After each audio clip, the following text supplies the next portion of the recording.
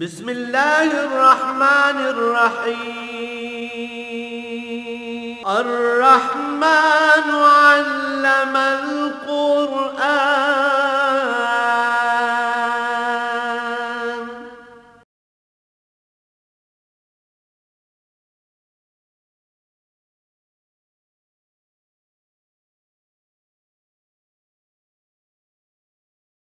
الحمد لله رب العالمين والصلاة والسلام على حبيبه محمد وآله وصحبه أجمعين. أعوذ بالله من الشيطان الرجيم. بسم الله الرحمن الرحيم. يا أيها الناس قد جاءكم برهان من ربكم وأنزلنا إليكم نورا مبينا. فأما الذين آمنوا بالله واعتصموا به فسيدخلهم في رحمة منه وفضل ويهديهم إليه صراطا مستقيما. اللهم سبحانك لا علم لنا إلا ما علمتنا إنك أنت العليم الحكيم. مولاي صل وسلم دائما أبدا على حبيبك خير الخلق كلهم. مشرکین عرب اور کفار و منکرین یہ کہتے تھے کہ حضور اکرم صلی اللہ علیہ وآلہ وسلم کا یہ دعوی نبوت اور رسالت بالکل نئی بات ہو گئی ہے، اور ہمارے آباء و اجداد کا پرانا دین اور جو رسوم اور بت پرستی ہماری چلی آ رہی تھی اس ساری کا انکار کر دیا گیا ہے. لیکن مرور زمانہ بھی کوئی چیز ہے، وقت جب گزرتا ہے تو اس کے ساتھ ساتھ بہت سی باتیں ختم ہو جاتی ہیں. تو اگر ہم سے روکا نہیں جا رہا تو دیکھیں، انتظار کریں کیا ہوتا ہے، کب تک یہ بات چلتی ہے، آخر یہ بھی ختم ہو جائے گی. اللہ کریم نے ارشاد فرمایا کہ لوگوں، اور یہاں صرف ان لوگوں کو خطاب نہیں فرمایا بلکہ روئے زمین پر بسنے والی انسانیت کو خطاب فرمایا، اور قیامت تک آنے والے افراد جن میں میں اور آپ بھی شامل ہیں، اور دنیا پہ جو بعثت عالی سے لے کر آج تک گزر گئے وہ بھی شامل ہیں، جو آج موجود ہیں وہ سارے بھی شامل ہیں، اور قیامت تک جو ہمارے بعد آنے والے ہیں وہ سب بھی اس خطاب میں شامل ہیں. سب کو پکار کر کہا گیا یا ایھا الناس، اے اولاد آدم علیہ السلام، قد جاءکم برہان من ربکم وانزلنا الیکم نورا مبینا. تمہارے پاس اللہ کریم کی طرف سے، رب العالمین کی طرف سے بہت واضح دلیل آ چکی، اور ہم نے تم پر بڑا روشنیاں بکھیرنے والا نور نازل فرما دیا. ایسا نور جو بالکل واضح ہے اور جس کے سمجھنے اور ماننے میں کوئی عقلی یا نقلی دلیل حائل نہیں ہے سوائے انسان کی بدبختی اور بدقسمتی کے. یہاں دو باتیں قابل غور ہیں. ایک بات تو یہ کہ بعثت آقا نامدار صلی اللہ علیہ وآلہ وسلم کے بعد کوئی دوسرا دین نہیں ہے، صرف ایک راستہ ہے، حضور صلی اللہ علیہ وسلم کی نبوت اور رسالت پہ ایمان اور آپ کا اتباع. اس کے علاوہ جو کچھ ہے وہ کفری ہے، اسلام نہیں. اور دوسری بات اس میں یہ سمجھنے والی ہے کہ اس کی مکلف ساری انسانیت، روئے زمین پر سانس لینے والا ہر فرد، آنے والا ہر بندہ قیامت تک اس بات کا مکلف ہے کہ وہ حضور صلی اللہ علیہ وآلہ وسلم کی دعوت پر لبیک کہے، خلوص دل سے اسے قبول کرے، اور اپنی پوری ہمت لگا دے حضور صلی اللہ علیہ وسلم کے اتباع پر. انسانی نظر بہت محدود ہے، اور جب وہ مادی دنیا میں آتا ہے تو اس کا وجود مادی ہے، اور مکلف بالذات براہ راست مکلف چونکہ بدن ہے تو وہ بدن کی ضروریات تو فوراً محسوس کرتا ہے، لیکن جب تک اس میں پختگی نہیں آتی، وہ بالغ نہیں ہوتا، اس کی عقل سلامت نہیں ہوتی، مکمل نہیں، تب تک اسے روح کے تقاضوں کی سمجھ نہیں آتی۔ اسی لیے نابالغ بچے شریعت کے مکلف نہیں ہوتے، بلوغ پر بچہ شریعت کا مکلف ہوتا ہے۔ بالغ ہونے تک اسے روحانی تقاضوں کی سمجھ نہیں آتی، لیکن مادی تقاضا تو بچہ پیدا ہوتے ہی ماں کے دودھ کے لیے شور کرتا ہے، بیمار ہوتا ہے تو روتا چلاتا ہے، بھوک پیاس لگتی ہے تو آواز، اگر بات نہیں کر سکتا چھوٹا بچہ بھی روتا چلاتا، اپنی پریشانی کا اظہار تو کرتا ہے، لیکن جیسے ہی وہ بلوغت میں قدم رکھتا ہے، اس کی عقل میں پختگی آ جاتی ہے تو بحیثیت انسان اسے یہ شعور و ادراک بھی مل جاتا ہے کہ صرف بدن ہی نہیں، اس کے ساتھ اس کی روح بھی ہے۔ بدن کو سلامت رکھنا، صحت مند رکھنا ضروری ہے، لیکن صرف بدن کو نہیں، اس کے ساتھ روح کی سلامتی اور اس کی صحت مندی بھی ضروری ہے۔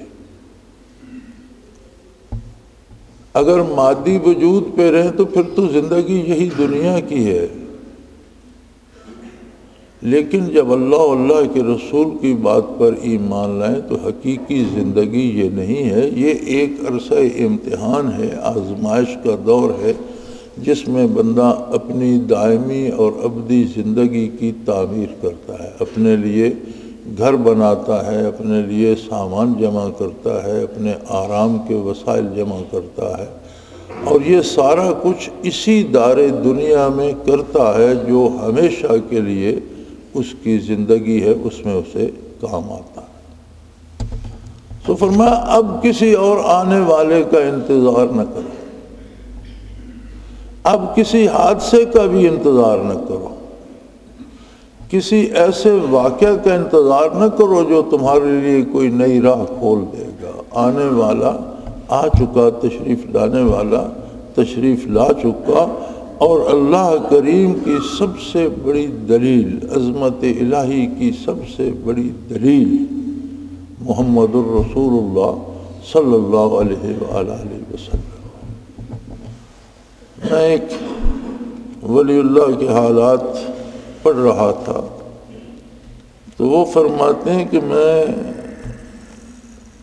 قریب المرگ تھا، مرض الموت میں شیطان نے مجھے گھیر لیا اور مجھ پر سوال کیا کہ تم کیسے جانتے ہو اللہ واحد لا شریک ہے، تمہارے پاس کیا دلیل ہے توحید بارے میں؟ مجھے اب صحیح یاد نہیں کہ انہوں نے کتنی دلیلیں دیں، لیکن وہ عدد بھی لکھا ہوا تھا کہ میں نے سینکڑوں دلیلیں توحید باری پر دیں، لیکن ہر دلیل کو وہ اپنی دلیل سے رد کرتا رہا۔ میں نئی دلیل دیتا، وہ پھر رد کر دیتا۔ ایک منطقی تھے، بہت بڑے عالم تھے، منطق کے بہت بڑے فاضل تھے، اور سیدنا شیخ عبد القادر جیلانی رحمۃ اللہ علیہ کی خدمت عالی میں گئے تھے، اور ان سے کوشش کی تھی کہ مجھے ذکر اذکار اور اللہ سکھائیں، تو انہوں نے فرمایا کہ یہ منطق چھوڑ دو تو میں تمہیں اللہ سکھاتا ہوں۔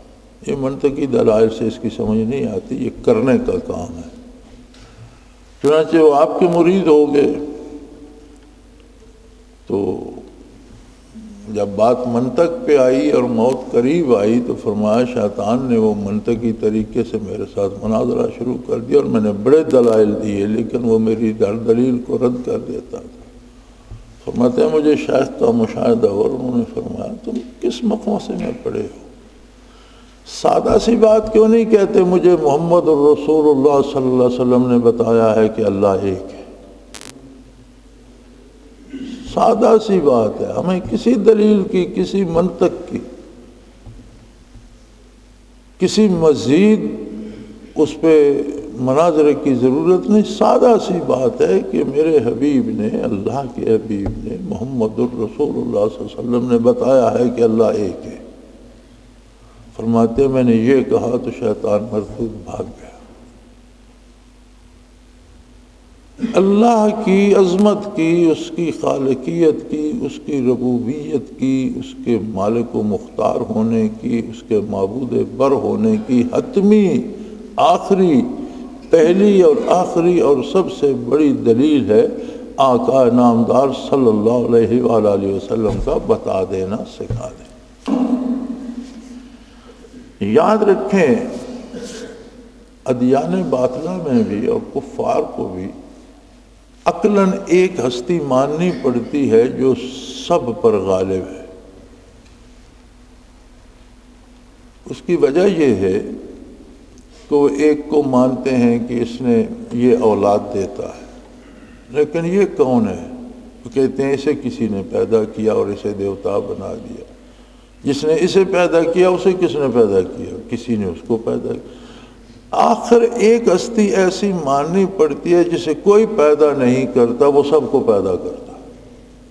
یہ عقل کی مجبوری ہے، اور یہی علامہ مرحوم نے کہا تھا کہ خرد نے کہہ بھی دیا لا الہ تو کیا حاصل؟ عقل تو تھک ہار کر کہے گی بالآخر کہ اللہ ایک ہی ہے اور آخری ہستی وہی ہے، لیکن اس سے کچھ حاصل نہیں۔ دل و نگاہ مسلمان ہی تو کچھ بھی نہیں۔ جب تک دل نہ مانے، اور دل مانتا ہے محمد الرسول اللہ صلی اللہ علیہ وسلم کے منوانے اور بتانے سے، برکات نبوت کے آنے سے دل مانتا ہے۔ نبی علیہ الصلوۃ والسلام کی تعلیم اور غیر نبی کی تعلیم میں ایک واضح فرق ہوتا ہے۔ غیر نبی کوئی استاد ہو، کوئی عالم ہو، کتنا بڑا بھی ہو، وہ آپ کو خبر دے سکتا ہے، حروف و الفاظ سکھا سکتا ہے، لکھنا پڑھنا سکھا سکتا ہے، تاریخ پڑھا سکتا ہے، جغرافیہ پڑھا سکتا ہے، حساب و الجبرا پڑھا سکتا ہے، دنیا کا ہر مضمون پڑھا سکتا ہے، میڈیکل سائنس پڑھا سکتا ہے، لیکن یہ سب کیا ہے؟ یہ سب خبر کے درجے میں رہتے ہیں کہ آپ کو ان چیزوں کی خبر ہو جاتی ہے، ان کا پتہ چل جاتا ہے۔ اللہ کا رسول جب کوئی لفظ بھی ارشاد فرماتا ہے تو اس کی کیفیت دل میں اتر جاتی ہے، بندہ ایسا محسوس کرنے لگ جاتا ہے۔ جب عقل اللہ کو واحد مانتی ہے تو تھک ہار کر مانتی ہے، لیکن جب رسول صلی اللہ علیہ وسلم منواتا ہے تو دل میں ایک کیفیت آ جاتی ہے توحید باری۔ اللہ کا نبی جب کسی بات کو کرنے کا حکم دیتے ہیں تو اس کے کرنے کی ایک لذت دل میں محسوس ہوتی ہے، خواہ مادی طور پر جان چلی جائے، گردن کٹ جائے، سینہ پھٹ جائے، لذت آتی ہے۔ جیسے حضور صلی اللہ علیہ وسلم نے کچھ صحابہ کرام کو بھیجا تبلیغ کے لیے، کچھ لوگ آئے وہ منافق تھے، دھوکے سے کچھ صحابہ کو لے کے اور جا کر شہید کر دیا۔ نبی کریم صلی اللہ علیہ وسلم کو اس کا بہت دکھ ہوا، تو ان شہداء میں ایک صحابی تھے جسے انہوں نے نیزہ مارا، جو ان کا سینہ اطہر توڑ کر پشت سے نکل گیا، اور ان کے آخری الفاظ ان کی زبان سے نکلے، فزت و رب کعبہ، رب کعبہ کی قسم میں کامیاب ہو گیا۔ قاتل پریشان ہو گیا، چونکہ عرب جاہلیت میں بھی رب کعبہ کی قسم جھوٹی نہیں کھاتے تھے، ایک عظمت ان کے دل میں تھی۔ وہ کہنے لگا عجیب بات ہے، بندہ قتل ہو گیا، میں نے اس کا سینہ چھلنی کر دیا، اور یہ کہتے ہیں میں جیت گیا، اور ساتھ مرتے وقت آخری لمحے کہتا ہے رب الکعبہ، رب کعبہ کی قسم کھا رہا ہے، یہ کیسے جیت گیا؟ یہ بات سمجھ میں نہیں آئی۔ وہ بہت پریشان ہوا، اس نے بہت سوچا، پھر کہنے لگا یہ بات سمجھ میں نہیں آتی، بے شک مسلمان مجھے قتل کر دیں لیکن میں اس سوال کا جواب ڈھونڈوں گا۔ وہ مدینہ منورہ کو چل پڑا۔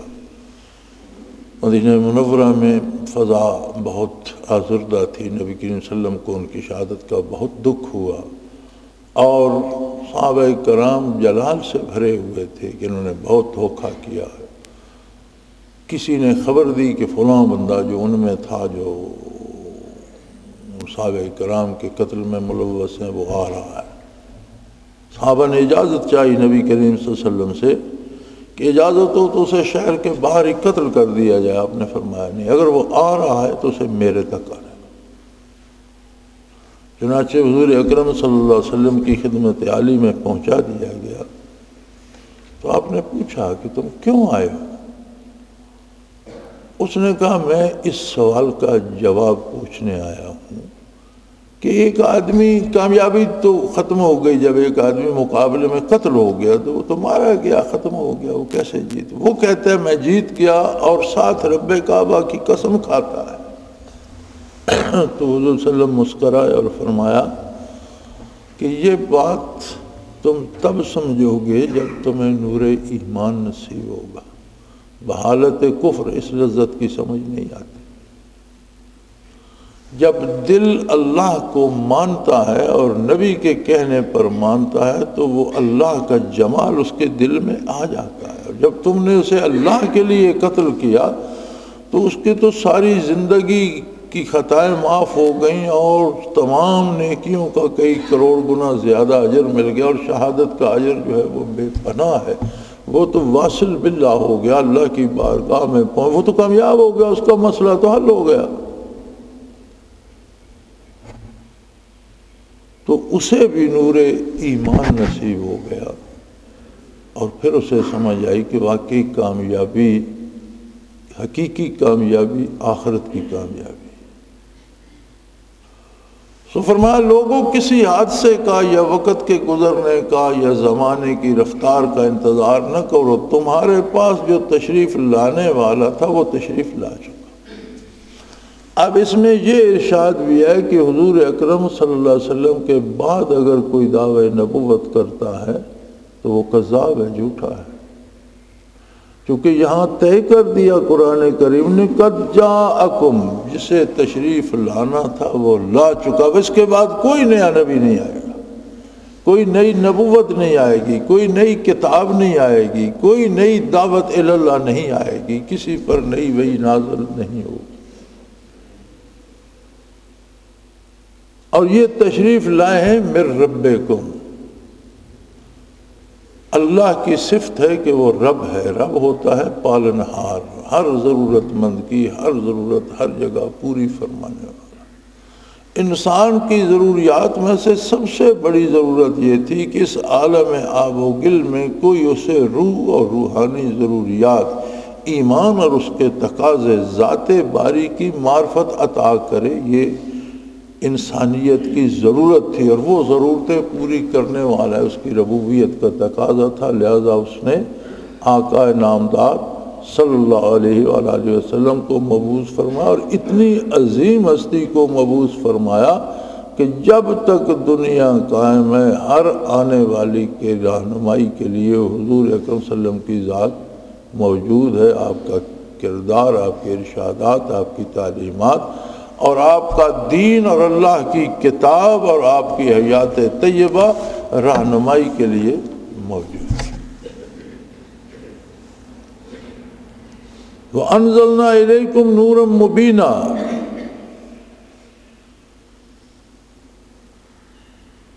ہم نے تمہاری طرف وہ ذات مبعوث فرمائی ہے جو ایک روشن اور روشنیاں بکھیرنے والا نور ہے، جس کی ذات سے قیامت تک ہدایت کی شمع جگمگاتی رہیں گی، نور تقسیم ہوتا رہے گا، انوارات بٹھتے رہیں گے.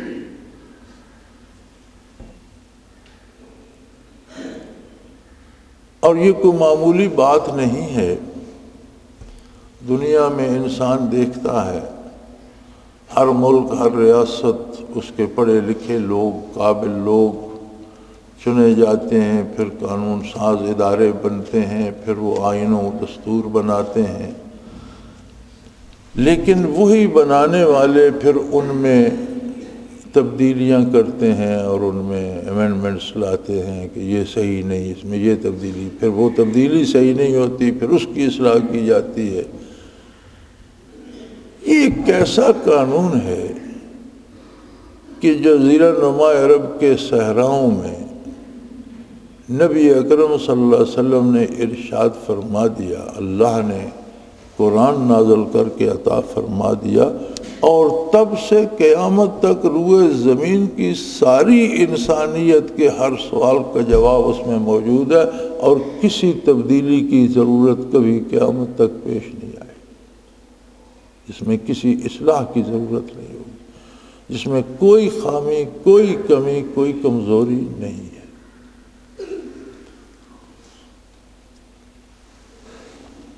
مصیبت یہ ہے کہ چمگادڑ کو دن کو نظر نہیں آتا،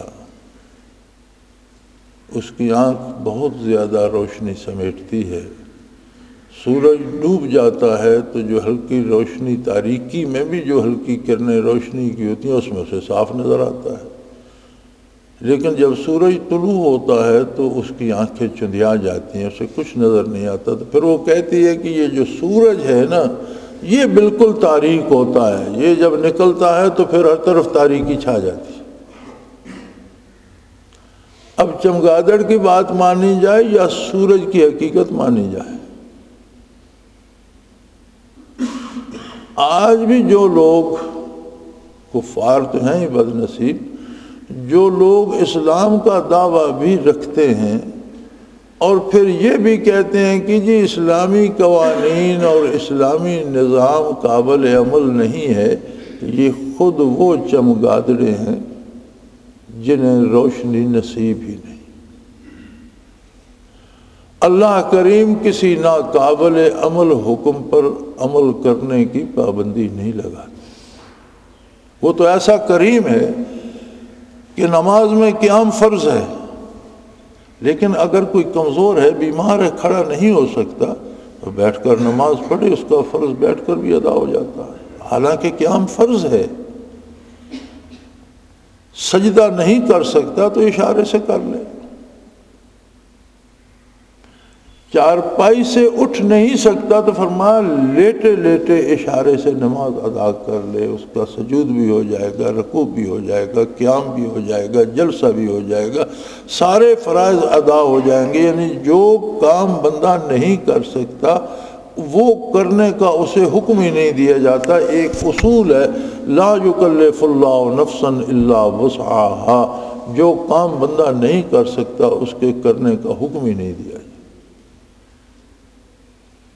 اب اس کے باوجود اگر کوئی کہے کہ اسلامی نظریات قابل عمل نہیں ہیں، یا اسلامی احکام قابل عمل نہیں ہیں، یا اسلام کی سزائیں وحشیانہ ہیں، معاذ اللہ، نہ کرے کفر کفر میں باشد، تو پھر یہ بات تسلیم کرنی پڑے گی کہ سورج اندھا نہیں ہے، چمگادڑ کی آنکھوں میں غلطی ہے۔ دین برحق اپنے نزول سے لے کر، اپنے کمال سے لے کر قیامت تک قابل عمل ہے، اور بہترین ذریعہ زندگی بھی ہے، اور تعمیر آخرت کا سبب بھی ہے۔ اس کے علاوہ کوئی دوسرا راستہ نہیں۔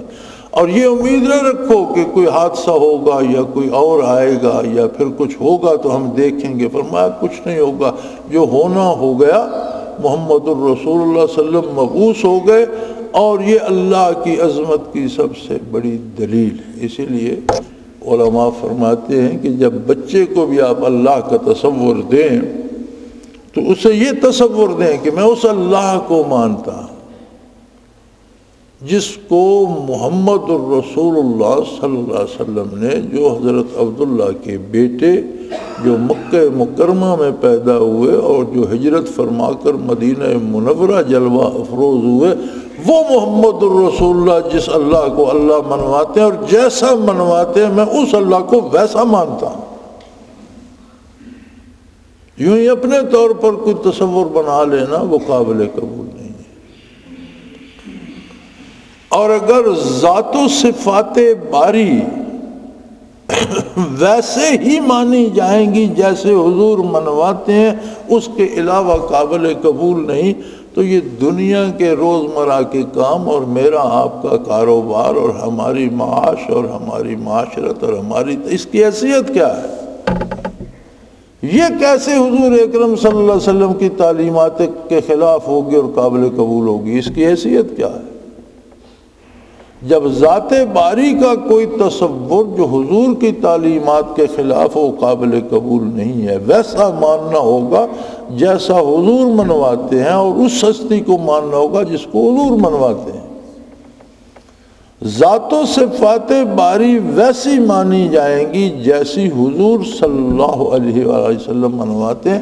تو پھر یہ معمولی باتیں روزمرہ کی اور یہ دال روٹی کی باتیں اور کاروبار کی باتیں اور مقدمے عدالت کی باتیں اور حکومت و رعیت کی باتیں، یہ کیسے حضور کی تعلیمات سے باہر مانی جائیں گی اور بندہ پھر مسلمان بھی رہے گا اور وہ شہید بھی ہو جائے گا؟ یہ کیسے ممکن ہے؟ سو میرے بھائی، بندے کے پاس کائنات وسیط میں فلاح کا، کامیابی کا راستہ ایک ہی ہے کہ وہ صدق دل سے محمد الرسول اللہ پر ایمان لائے اور پورے خلوص سے زندگی بھر آپ کی اطاعت کرے اور طاعت دمیں واپس نہیں کرے۔ وَاعْبُدْ رَبَّكَ حَتَّى يَأْتِيَكَ الْيَقِينُ، آخری سانس آنے تک اللہ اور اس کے رسول کی اطاعت کرتا رہے۔ عبادت کیا ہے؟ صرف نماز روزہ عبادت نہیں ہے، صرف حج و زکوٰۃ عبادت نہیں ہے۔ زندگی کا ہر کام عبادت بن جاتا ہے جب وہ اللہ اللہ کے رسول کے حکم کے مطابق کیا جائے۔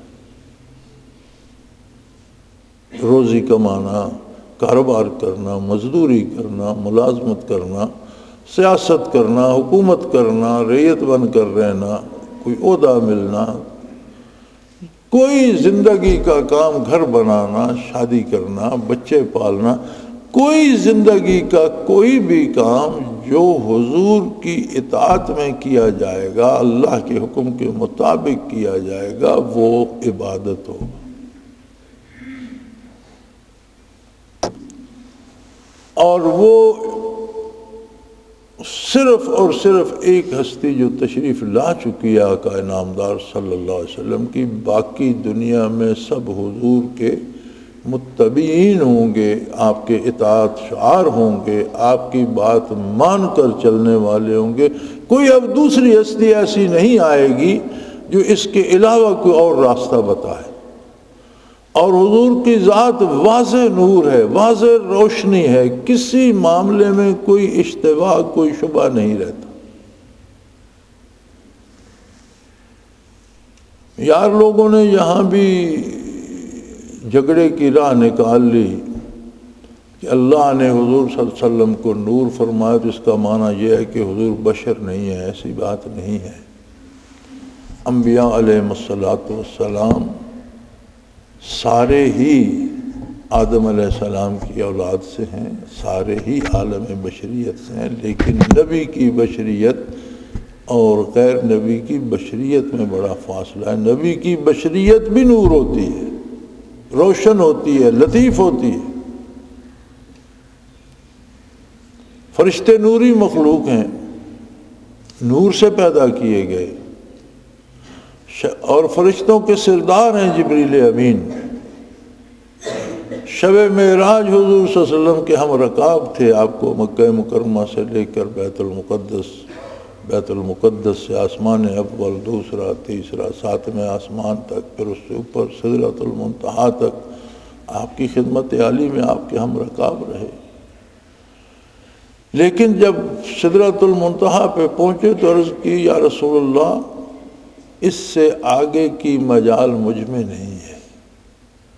مولانا رومی کا ایک شعر ہے کہ انہوں نے عرض کی، اگر یکسر موئے برتر پرم، فروغ تجلی بصوبت پرم۔ یہاں سے سرے منہ اگر میں آگے قدم رکھوں گا تو تجلیات باری مجھے جلا کر راکھ کر دیں گی، میں نہیں برداشت کر سکتا۔ لیکن محمد رسول اللہ کی بشریت کیا تھی کہ وہ اس فرشتے سے بھی زیادہ لطیف تر تھی۔ حضور تو بے دریغ تشریف لے گئے اور جہاں تک رب نے چاہا تشریف لے گئے۔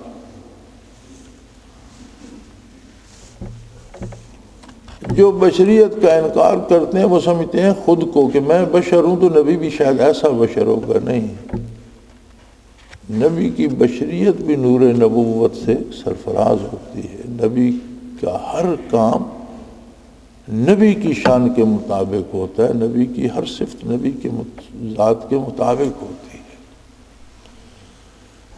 نبی ساری زندگی میں جو جوتا استعمال فرماتا ہے وہ بھی منور ہو جاتا ہے، جو لباس استعمال فرماتا ہے وہ بھی روشن ہو جاتا ہے، جو کھانا استعمال فرماتا ہے وہ بھی منور ہو جاتا ہے۔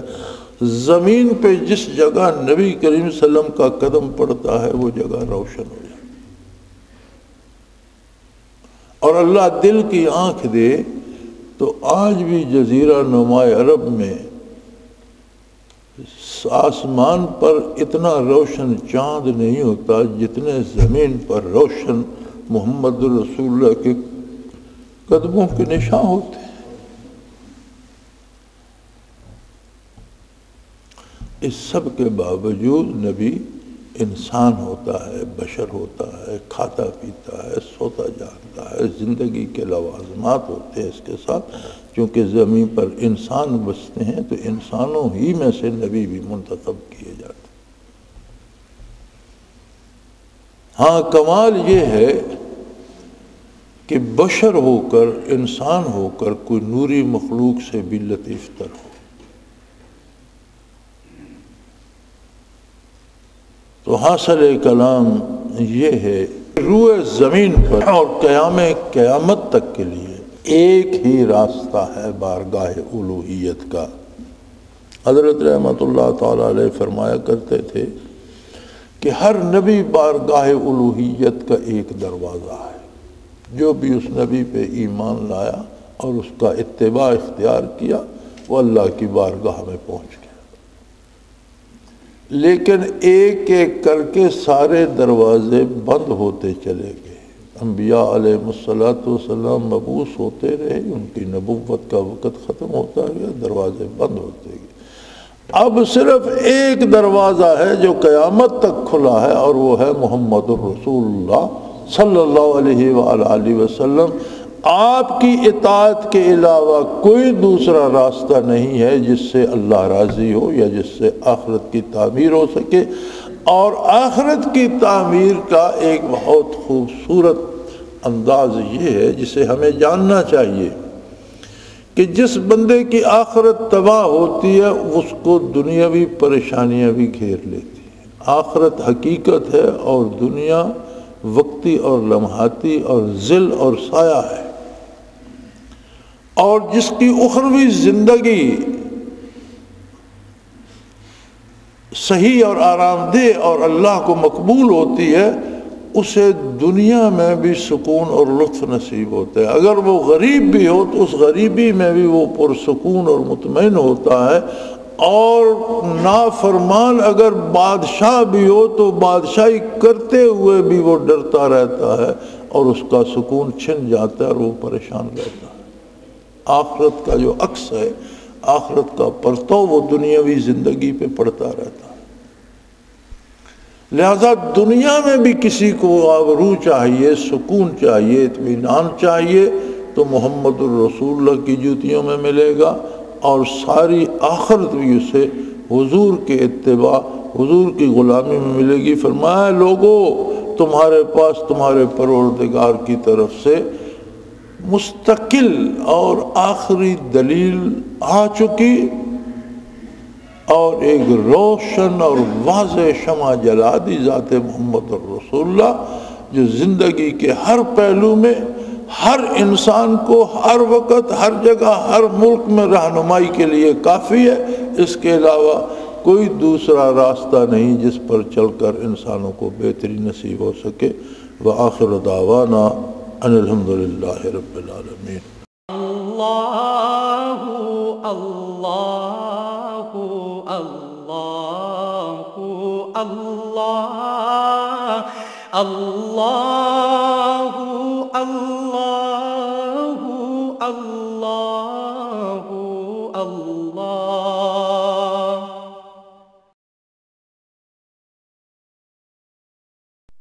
حضرت امیر محمد اکرم آبان مد ذلہ العالی دارالعرفان منارہ ضلع چکوال میں سالہ سال سے قرآن و حدیث کے اوپر خطابات کر رہے ہیں، और सिलसिला नक्शबंदिया ओवैसिया के मुताबिक लोगों को जिक्र इलाही की तरबियत दे रहे हैं। वो कुरान पाक की तफसीर तरतीब वार बयान कर रहे हैं। तफसीर कुरान को वो मौजूदा मुल्की और बैनुल अक़वामी हालात के मुताबिक बयान करते हैं। मोटरवे से कलर कहार के इंटरचेंज से निकलते हुए कलर कहार की झील से होते हुए मियानी, बोछाल और नूरपुर से गुजरते हुए दारुल इरफान मिनारा पहुंच सकते हैं। हजरत अमीर मोहम्मद अकरम आवान ने बच्चियों और बच्चों की दीनी और दुनियावी तालीम के लिए सिकारा एकेडमी के नाम से एक दरसगाह भी कायम की है, जिसका इफ्तिताह मुल्क पाकिस्तान के सदर जनरल मोहम्मद ज़ियाउल हक ने अपने दस्ते मुबारक से किया था। वो तमाम अहबाब जो इस्लाम की तलब रखते हैं, उनसे गुजारिश है कि दारुल इरफान मिनारा जिला चकवाल में अमीर मोहम्मद अकरम आवान साहब के खिताबात से मुस्तफीद हों। वो हर जुमे को नमाज से पहले बयान फरमाते हैं। हर माह की पहली इतवार को माहाना इज्तिमा होता है, जिसमें आप खुसूसी खिताब फरमाते हैं और पाकिस्तान के चारों सूबों से अहबाब इस इज्तिमा में शिरकत करते हैं। इसके अलावा यहाँ साल में 2 मरकजी इज्तिमात भी होते हैं, एक रमज़ानुल मुबारक में एतिकाफ का इज्तिमा और दूसरा जुलाई और अगस्त में 40 दिन का इज्तिमा होता है, जिसमें रूहानी तरबियत की जाती है। अपना खून सीमाब देकर इतना हम कर जाएंगे, नाम आका का चमन में फिर रकम कर जाएंगे।